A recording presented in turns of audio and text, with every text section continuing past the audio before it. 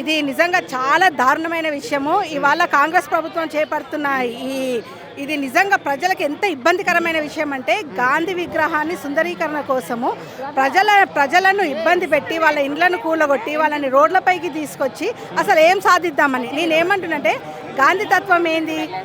హింసని ఉండొద్దని చెప్పి అహింస మార్గాన్ని ఎంచుకునే మార్గమైనది.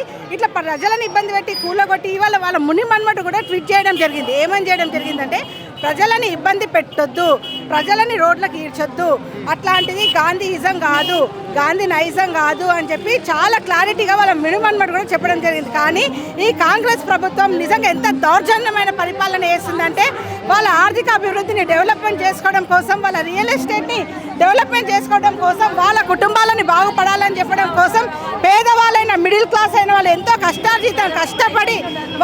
కష్టపడి తెచ్చుకొని డబ్బు కూడబెట్టి వాళ్ళు స్థాపించుకున్న ఇండ్లను కూలగట్టడం చాలా దారుణమైన విషయము. ఇవాళ మేము కాంగ్రెస్ ప్రభుత్వాన్ని కోరుతున్నది ఒక్కటే, ఇక్కడ ఎవరికైనా అన్యాయం జరిగినా, ఎవరి కుటుంబమైన రోడ్డు పాలైనా మేము ఎంతకైనా సరే మేము తెగిస్తాము, మా ప్రాణాలనేది సైతం లెక్క చేయము.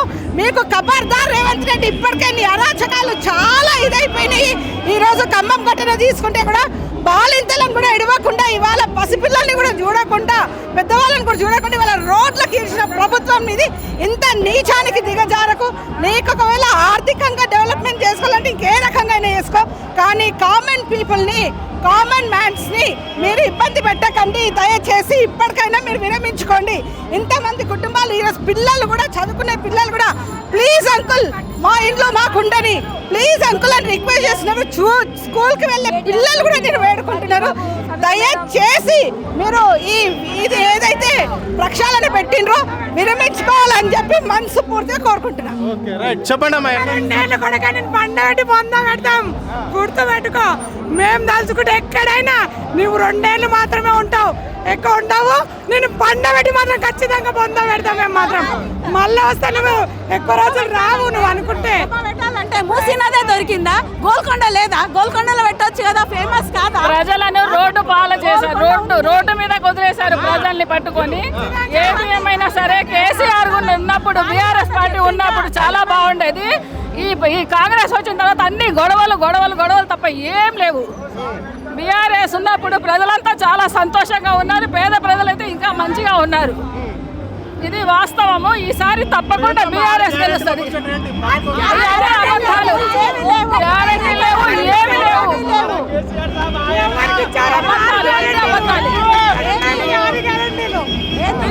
ఖాళీ బియ్యం ఇస్తే అయిపోయిందా? బియ్యం ఒకటేనా? మాకేమి లేవా? మేము మనుషులం కాదా? మేము మనుషులం కనిపిస్తలేమా? ఓట్ల టైంలోనేనా? మాకు పైసలు ఇచ్చి ఓట్లు వేయించుకుంటారు. మాకు తెలియక మేము ఓట్లు వేసినాము. ఇప్పుడు ఏం చేస్తున్నారు?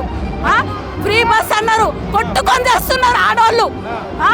మాకు మేము డ్యూటీలలో పోవాలంటే టైంకి బస్సులు అందుతలేవు. ఒక దగ్గర స్టాప్ ఉంటే ఇంకొక దగ్గర ఆపుతున్నారు. మీ వల్లనే మాకు దుస్థితి పట్టింది. మేము అడిగిన మా ఫ్రీ బస్ పెట్టమని. ఎందుకు పెట్టారు ఫ్రీ బస్? ఒక ఫ్రీ బస్ పెడితే అయిపోతుందా? కరెంట్ వద్దా? మాకు ఫ్రీ కరెంట్ అన్నారు. ఎంతమందికి వచ్చినాయి? మీ నాయకులకు, మా బస్సులో ఎంతమంది లీడర్లు ఉన్నారో వాళ్ళకు వచ్చినాయి. మేము ఎక్కడ పోవాలి? మేము పొద్దున పనికి పోయి సాయంత్రం వస్తాము. సాయంత్రం ఇంటికి వచ్చే వరకు మాకు బిక్కుమనే పిల్లలు ప్రాణాలు చేతిలో గుప్పిట్లో పట్టుకొని బ్రతుకుతున్నాం. ఎప్పుడు కూలిపోతే ఇల్లు తెలియదు. మీరేంది సార్ కూలగొట్టేది? ఆల్రెడీగా మా ఇల్లు కూలిపోతున్నాయట. ఒకసారి వచ్చి చూడండి ఏమవుతుందో మా ఇంట్లో. ఒక్కొక్కరు ఇల్లు ఎట్లయితున్నాయో. మీరెందుకు కూలగొట్టేది? ఆల్రెడీగా పడిపోతున్నాయి. మీ ప్రభుత్వం ఉన్నప్పుడే కదా మాకు ఇచ్చిర్రు గవర్నమెంట్ ఇల్లులు. మీరు ఉన్నప్పుడే కదా, కాంగ్రెస్ ఉన్నప్పుడే ఇచ్చిర్రు కదా. మరి ఒక్కసారన్నా వచ్చి చూసిరా? మంచినీళ్ళు లేవు. ఒక్కసారన్నా వచ్చి పట్టుకుంది మమ్మల్ని పట్టించుకునే నాదుడే లేదాడా? చెప్పండి, మేము ఎక్కడ పోవాలి? వాళ్ళకు